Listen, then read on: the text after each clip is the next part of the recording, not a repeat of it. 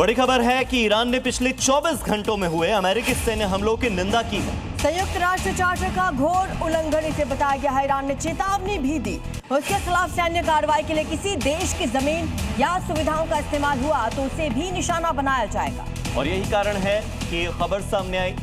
Kuwait की ओर से कहा गया कि हमारे यहाँ पर भी अचानक से ड्रोन अटैक हुए हैं और बताया जा रहा है कि ईरान की ओर से ये ड्रोन अटैक शायद हुए होंगे क्योंकि कुवैत की जमीन का इस्तेमाल अमेरिका हमलों के लिए कर रहा है। और चलिए अब देखते हैं अब तक आ रही 5 बड़ी खबरें। सुप्रीम कोर्ट अयोध्या के राम मंदिर में दान के चोरी की स्वतंत्र जांच की मांग वाली याचिकाओं पर सुनवाई करेगा। याचिका में निष्पक्ष जांच के लिए सुप्रीम कोर्ट से दखल देने की गुहार लगाई गई है।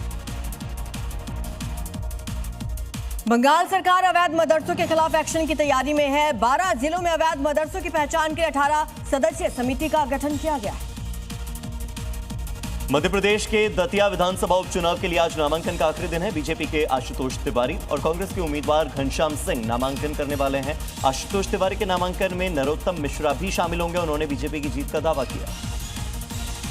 लखनऊ से कानपुर जाने वालों को एक्सप्रेसवे की सौगात मिलेगी। रक्षा मंत्री राजनाथ सिंह, परिवहन मंत्री नितिन गडकरी और मुख्यमंत्री योगी एक्सप्रेसवे का उद्घाटन करेंगे। और इसी बीच बड़ी खबर है दिल्ली से, जहां पर गड्ढे में डूबने से 2 बच्चों की मौत हो गई है। दिल्ली में जल भराव ने 2 मासूमों की जान ली। तो दिल्ली के अलीपुर इलाके की ये दुखद घटना, जहां पर दोनों बच्चे नहाने के लिए गए हुए थे और करीब 10 से 12 फीट गहरा गड्ढा था जिसमें डूबने की वजह से दोनों मासूमों की जान चली गई। तस्वीरें आप देखिए, इस गड्ढे में डूबने से 2 बच्चों की जान चली गई है। अलीपुर इलाके की ये घटना बताई जा रही है। करीब 10 से 12 फीट गहरा गड्ढा बताया जा रहा है।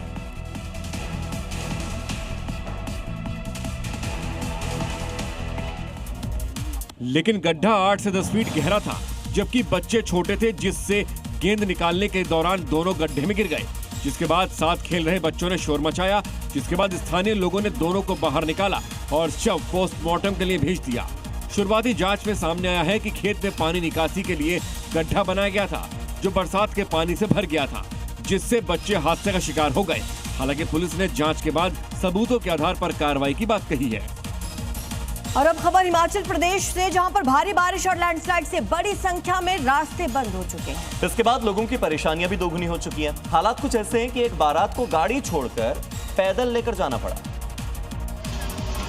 चंबा भरमौर रास्ते पर लैंडस्लाइड होने से रास्ता बंद हो गया, जिसके बाद एक दूल्हे को पूरी बारात के साथ पैदल ही दुल्हन के घर के लिए निकलना पड़ा। लैंडस्लाइड के बीच इस अनोखी बारात का वीडियो अब सोशल मीडिया पर तेजी से वायरल हो रहा है। दरअसल बारात निकलते समय ही लैंडस्लाइड हो गई, जिससे पूरी सड़क बंद हो गई। हालांकि अभी मशीनों से मलबे को हटाया जा रहा है, लेकिन मुहूर्त ना निकल जाए इसलिए दुल्हा बारात के साथ पैदल ही निकल गया। और महाराष्ट्र के पुणे में अचानक से एक पेड़ गिरने से अफरा तफरी मच गई। इस पेड़ की चपेट में एक स्कूटी सवार आया। गनीमत ये रही, लोगों ने उसको सुरक्षित बाहर निकाल लिया। खबर यह है कि पुणे के पर्वतीय पायथा इलाके में मौजूद शहर के सबसे पुराने और विशाल पेड़ों में से एक अचानक भरभराकर गिर गया। इस पेड़ के गिरने की पूरी घटना मौके पर लगे सीसीटीवी में कैद हो गई। तस्वीरों में दिख रहा है कि एक स्कूटी में सवार 2 लोग जैसे ही सड़क पर चढ़ते हैं, वैसे ही पेड़ उनके ऊपर गिर जाता है। गनीमत रही कि हादसे के समय आसपास मौजूद लोगों ने समय रहते पेड़ की चपेट में आए लोगों को बचा लिया, जिससे कोई जनहानि नहीं हुई और बड़ा हादसा टल गया। ऐसे में मानसून के दौरान पुराने और जर्जर पेड़ों के आसपास विशेष सावधानी बरतने की जरूरत है। खबर है पश्चिम बंगाल से, जहां चुनाव प्रचार में पीएम मोदी के झालमुड़ी खाने के बाद यहां इसका क्रेज बढ़ गया है। पूर्वी मेदिनीपुर के मेचेडा में सीएम शुभेंदु अधिकारी के साथ रेलवे हॉकर्स की बैठक में नाश्ते में झालमुड़ी परोसी गई। इसके लिए यहाँ खास इंतजाम किए गए। देखिए कैसे स्टॉल पर झालमुड़ी बनाई जा रही है। बताया जा रहा है कि सीएम के साथ बैठक में शामिल होने वाले 3000 कार्यकर्ताओं के लिए झालमुड़ी का इंतजाम किया गया था।